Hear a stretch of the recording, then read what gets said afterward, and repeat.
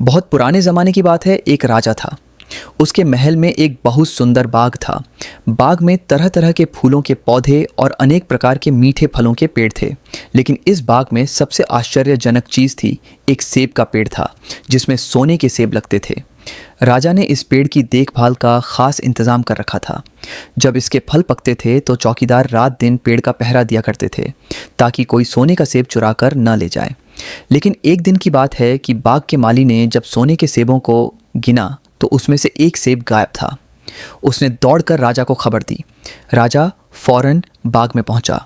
उसे यह देखकर बड़ा आश्चर्य हुआ कि देखभाल का इतना पक्का इंतज़ाम होने पर भी एक सेब किसी ने चुरा लिया। उसने ऐलान किया कि कोई सोने के सेब को चुराने वाले चोर का पता देगा, उसे इनाम दिया जाएगा। सबसे बड़े राजकुमार ने राजा से कहा कि रात में वह पहरा देगा और चोर को पकड़ने की कोशिश करेगा। राजा ने उसको इसकी इजाज़त दे दी।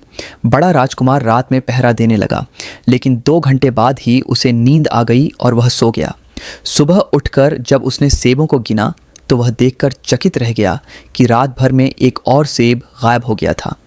इसके बाद दूसरी रात को मंझले राजकुमार ने पहरा देने का काम संभाला।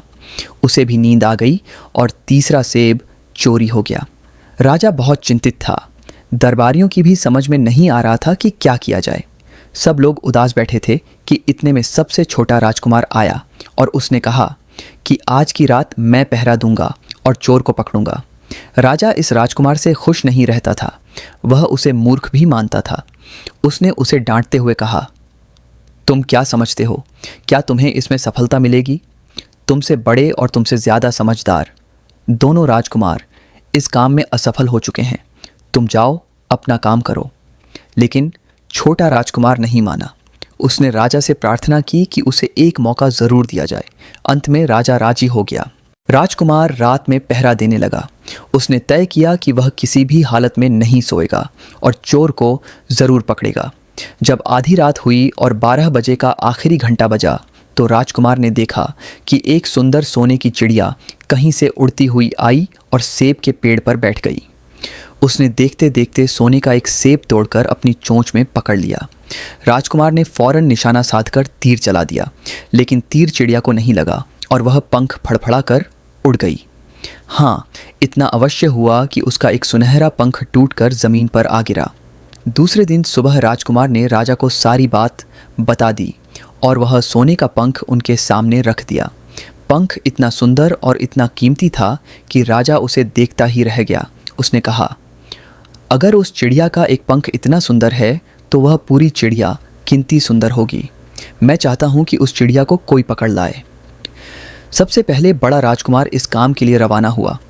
चलते चलते वह एक जंगल में पहुंचा। वहां उसने एक लोमड़ी को एक पेड़ के नीचे आराम करते हुए देखा। राजकुमार ने मौका देखकर तीर अपने धनुष पर चढ़ा लिया। वह तीर छोड़ने ही जा रहा था कि लोमड़ी ने चिल्लाकर कहा, राजकुमार, मुझे मत मारो। मुझे पता है कि तुम सोने की चिड़िया की खोज में निकले हो। तुम मेरी राय मानो तो तुम्हारा काम जल्दी ही पूरा हो जाएगा। तुम इसी रास्ते से सीधे चले जाओ। शाम होने पर तुम एक गांव में पहुंचोगे। वहां तुम्हें आमने सामने 2 सराएं मिलेंगी।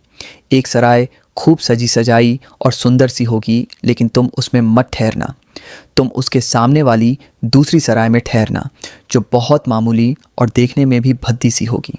ऐसा करने पर तुम्हारा काम आसानी से पूरा हो जाएगा। लोमड़ी का बात सुनकर राजकुमार को हंसी आ गई। उसने डांट कर कहा, भाग जा यहाँ से, मुझे तुम्हारी सलाह की ज़रूरत नहीं है।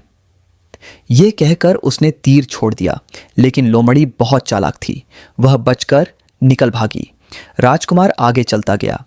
शाम को जब वह एक गांव में पहुंचा तो उसने देखा कि वहां सड़क के किनारे सचमुच 2 सराएं थीं। उनमें से एक सराय खूब सजी सजाई थी और उसके अंदर से लोगों के नाचने गाने की आवाज़ें आ रही थीं। दूसरी सराय भद्दी सी थी और वहां अंधेरा घिरा हुआ था। राजकुमार सजी सजाई सराय में ठहर गया। थोड़ी देर में वह भूल गया कि वह असल में सोने की चिड़िया की खोज में निकला था। उधर जब काफ़ी समय बीत गया और बड़ा राजकुमार नहीं लौटा तो मंझला राजकुमार सोने की चिड़िया की खोज में चल पड़ा। वह भी उसी तरह चलते चलते जंगल में पहुंचा तो वही लोमड़ी उसे भी मिली। इस राजकुमार ने भी लोमड़ी की बात पर कोई ध्यान नहीं दिया। जब वह शाम को उस गांव में पहुंचा तो बड़े राजकुमार की तरह सजी सजाई सराय में ठहरा। वहाँ के नाच रंग में मस्त होकर वह भी अपना काम भूल गया। यहाँ तक कि उसे घर लौटने की भी सुध न रही। अंत में सबसे छोटे राजकुमार ने राजा से कहा कि मैं सोने की चिड़िया की खोज में जाऊंगा।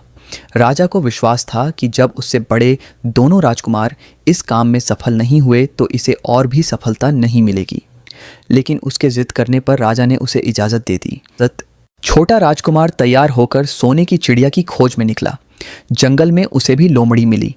राजकुमार ने लोमड़ी की बात को ध्यान से सुना और लोमड़ी से कहा, ठीक है, तुम जैसे कह रही हो मैं वैसा ही करूँगा। अब तुम जाओ, मैं तुम्हें नहीं मारूंगा। इस पर लोमड़ी खुश होकर बोली, तुम सबसे अच्छे लड़के मालूम होते हो। तुमने मेरी बात का मजाक नहीं उड़ाया और मुझ पर तीर नहीं चलाया। मैं तुमसे खुश हूँ और तुम्हारी मदद करूँगी। आओ, तुम मेरी पूंछ पर बैठ जाओ, मैं तुम्हें उस सराय तक पहुँचा देती हूँ। देखते देखते लोमड़ी की पूंछ काफ़ी बड़ी हो गई और राजकुमार उस पर बैठ गया।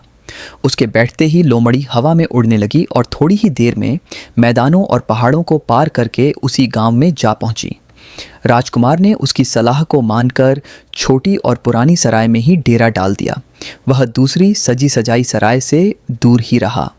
दूसरे दिन सुबह उठकर जब वह आगे बढ़ा तो कुछ दूर चलने पर उसे वह लोमड़ी फिर से रास्ते में मिल गई। लोमड़ी ने उससे कहा, अब मैं तुम्हें बताती हूँ कि आगे तुम्हें क्या करना चाहिए। तुम सीधे चलो। आगे चलने पर तुम्हें एक बहुत बड़ा किला मिलेगा जिस पर सिपाही लोग पहरा दे रहे होंगे। तुम सिपाहियों से डरना मत और सीधे अंदर चले जाना, क्योंकि वे इस समय सो रहे होंगे। तुम बेधड़क होकर किले में घुसते चले जाना और उनके कमरों को पार करते हुए उस जगह पहुंच जाना जहां लकड़ी के एक मामूली से पिंजरे में सोने की चिड़िया बंद है। तुम चिड़िया को पिंजरे सहित उठाकर किले से बाहर ले आना। लेकिन एक बात याद रखना, चिड़िया के पिंजरे के पास ही एक बहुत सुंदर सा सोने का पिंजरा भी रखा होगा। तुम भूलकर भी चिड़िया को उस पिंजरे में मत रखना, मगर तुम उसे लकड़ी के पिंजरे में से निकालकर सोने के पिंजरे में रखने की कोशिश करोगे तो बाद में पछताओगे।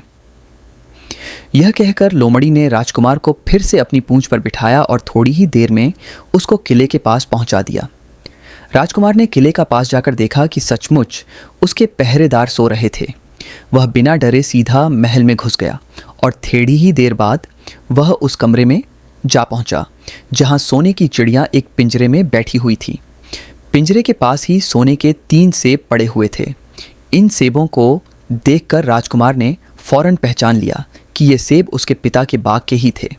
सोने की चिड़िया इतनी सुंदर थी कि राजकुमार उसको देखता ही रह गया। वह उसको उठाकर लाने ही वाला था कि उसकी नज़र पास ही पड़े एक सुंदर से पिंजड़े पर पड़ी। वह पिंजड़ा बहुत सुंदर था और उसमें तरह तरह के कीमती पत्थर जड़े हुए थे। सोने की चिड़िया के लिए वही पिंजरा ठीक मालूम पड़ता था। राजकुमार लोमड़ी की बात को भूल गया और उसने सोने की चिड़िया को लकड़ी के पिंजरे से निकालकर सोने के पिंजरे में बंद कर दिया। लेकिन नए पिंजरे में आते ही चिड़िया ने खूब ज़ोर ज़ोर से शोर मचाना शुरू कर दिया।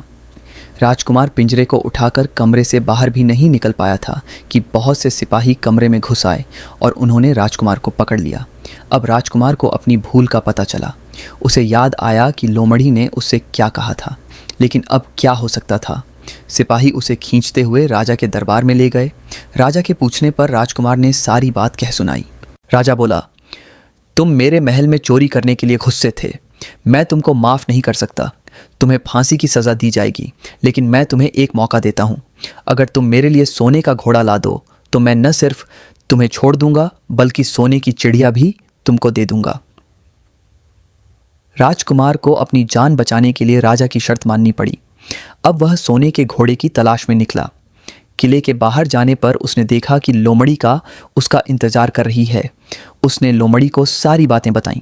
लोमड़ी ने निराश होते हुए कहा, मैं अब तुम्हारी कोई मदद नहीं करूंगी। तुमने मेरे कहने के अनुसार नहीं किया। मैंने जिस तरह से कहा था, अगर तुम उस तरह से काम करते तो इस मुसीबत में नहीं फंसते और सोने की चिड़िया तुम्हें मिल जाती। राजकुमार बोला, इस बार मुझे माफ़ कर दो, मुझसे गलती हो गई। मेरा काम तुम्हारी सहायता के बिना नहीं चलेगा। मुझे राजा ने सोने का घोड़ा लाने के लिए कहा है, वरना वह मुझे फांसी पर चढ़ा देगा। लोमड़ी ने कहा, खैर, मैं तुम्हें माफ़ करती हूँ। अब तुम ऐसा करो कि मेरी पूंछ पर बैठकर सीधे चले चलो।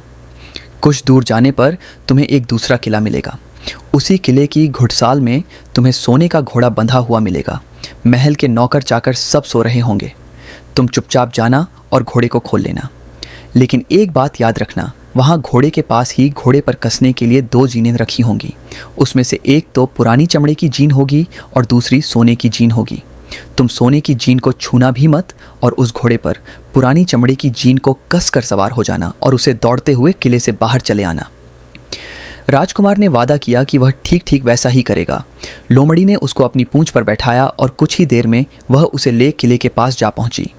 किले के पास पहुंचते ही लोमड़ी ने उसे नीचे उतारा और फिर वहां से चली गई। राजकुमार सीधा फाटक से किले में घुस गया। अंदर जाकर उसने देखा कि वहां के सभी नौकर चाकर सोए हुए थे। थोड़ी ही देर में वह किले की घुड़साल में जा पहुंचा। वहां एक बहुत सुंदर सुनहरा घोड़ा बंधा हुआ था। राजकुमार ने पास जाकर देखा कि वह घोड़ा सचमुच सोने का था। ऐसा सुंदर घोड़ा उसने सपने में भी नहीं देखा था। उसने आगे बढ़कर घोड़े को खोल लिया। जब वह बाहर निकलने लगा तो उसकी नज़र एक कोने में पड़ी हुई सोने की जीन पर गई। ये जीन बहुत सुंदर थी और इसमें हीरे मोती जड़े हुए थे। उसके पास ही एक फटी पुरानी चमड़े की जीन पड़ी हुई थी। इतने सुंदर घोड़े पर पुराने चमड़े की जीन कसना राजकुमार को अच्छा नहीं लगा। उसने सोने की जीन उठा ली और घोड़े पर कसना शुरू किया। इतने में घोड़ा जोर से हिनहिना उठा। किले के नौकर चाकर जाग गए। थोड़ी ही देर में राजकुमार पकड़ लिया गया।